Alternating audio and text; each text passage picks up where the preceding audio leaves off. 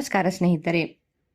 ದೇವರು ನಮ್ಮ ಪೂಜೆಯನ್ನು ಸ್ವೀಕರಿಸಲಿ, ನಮ್ಮ ಕೋರಿಕೆಗಳನ್ನು ಈಡೇರಿಸಲಿ ಎಂಬುದು ಪ್ರತಿಯೊಬ್ಬರ ಆಶೆ ಇರುತ್ತದೆ.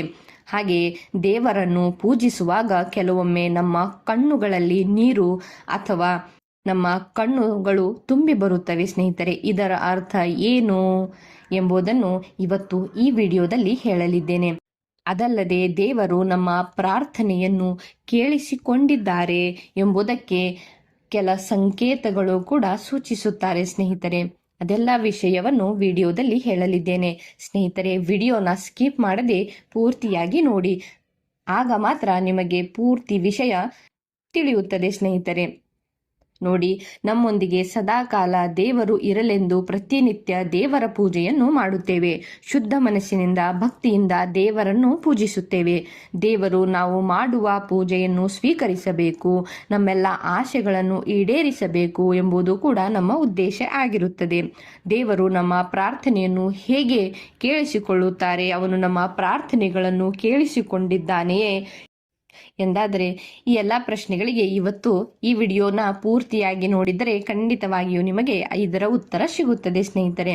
ನೋಡಿ, ದೇವರು ನಮ್ಮ ಮೊರೆಯನ್ನು ಕೇಳಿಸಿಕೊಂಡಿದ್ದಾನೆ ಎಂದಾದರೆ ಸೂಚನೆಗಳು ನೀಡುತ್ತಾರೆ ಸ್ನೇಹಿತರೆ. ಈ ಸೂಚನೆಯೇ ನಮ್ಮ ಅನುಭವಕ್ಕೆ ಬಂದರೆ ದೇವರು ನಮ್ಮ ಕೋರಿಕೆಯನ್ನು ಕೇಳಿಸಿಕೊಂಡಿದ್ದಾನೆ ಎಂದರ್ಥ. ಅದರಲ್ಲಿ ಮೊದಲನೇದು ನೋಡಿ, ನಾವು ಮಾಡುವ ಪೂಜೆಯ ಸಮಯದಲ್ಲಿ ದೇವರು ನಮಗೆ ವಿವಿಧ ರೀತಿಯ ಸೂಚನೆಗಳನ್ನು ನೀಡುವ ಮೂಲಕ ಪೂಜೆಯಲ್ಲಿ ಪಾಲ್ಗೊಂಡಿರುವುದನ್ನು ಸೂಚಿಸುತ್ತಾರೆ. ಪೂಜೆಯ ಸಮಯದಲ್ಲಿ ತಂಪಾದ ಗಾಳಿಯನ್ನು ಬೀಸುವುದು, ಅದೇ ರೀತಿಯಾಗಿ ಹಸುವು ಮುದ್ದಾಗಿ ಕರೆಯುವುದು ಅಥವಾ ಇಂಪಾದ ಶಬ್ದಗಳನ್ನು ಕೇಳಿಸಿಕೊಂಡರೆ ದೇವರು ನಮ್ಮ ಪೂಜೆಯನ್ನು ಸ್ವೀಕರಿಸಿದ್ದಾನೆ ಎಂದರ್ಥವಾಗುತ್ತದೆ. ಇದನ್ನು ಹೊರತುಪಡಿಸಿ ಪೂಜೆ ಮಾಡುವಾಗ ಒಬ್ಬ ವ್ಯಕ್ತಿಯು ಅಳಲು ಪ್ರಾರಂಭಿಸಿದ್ದರೆ ಅಥವಾ ಅವನ ಕಣ್ಣಲ್ಲಿ ನೀರು ಬಂದರೆ ದೇವರು ಆ ವ್ಯಕ್ತಿಯ ಕೋರಿಕೆಯನ್ನು ಸ್ವತಃ ಕೇಳಿಸಿಕೊಂಡಿದ್ದಾನೆ ಎಂಬುದರ ಇದರ ಅರ್ಥ ಬರುತ್ತದೆ ಸ್ನೇಹಿತರೆ.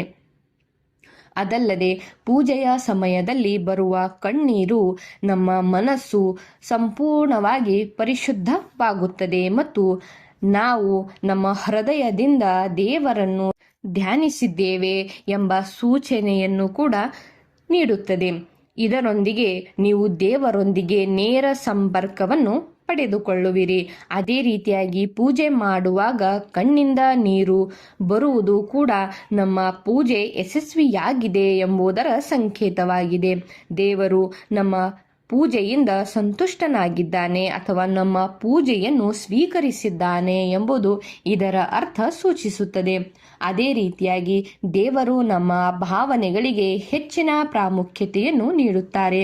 ಈ ಕಾರಣಕ್ಕಾಗಿಯೇ ನಾವು ದೇವರ ಪೂಜೆಯನ್ನು ಮಾಡುವಾಗ ಶುದ್ಧ ಮನಸ್ಸಿನಿಂದ ಮತ್ತು ಒಳ್ಳೆಯ ಭಾವನೆಯಿಂದ ಮಾಡಿಕೊಳ್ಳಬೇಕು ಸ್ನೇಹಿತರೆ.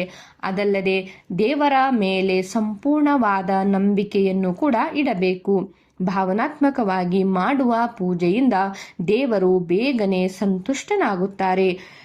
ನಮ್ಮ ಎಲ್ಲ ಇಷ್ಟಾರ್ಥಗಳನ್ನು ಸ್ವತಃ ಅವನೇ ಅರಿತುಕೊಳ್ಳುತ್ತಾರೆ ಎಂದು ಕೂಡ ಶಾಸ್ತ್ರದಲ್ಲಿ ಕೂಡ ಹೇಳಲಾಗಿದೆ ಸ್ನೇಹಿತರೆ.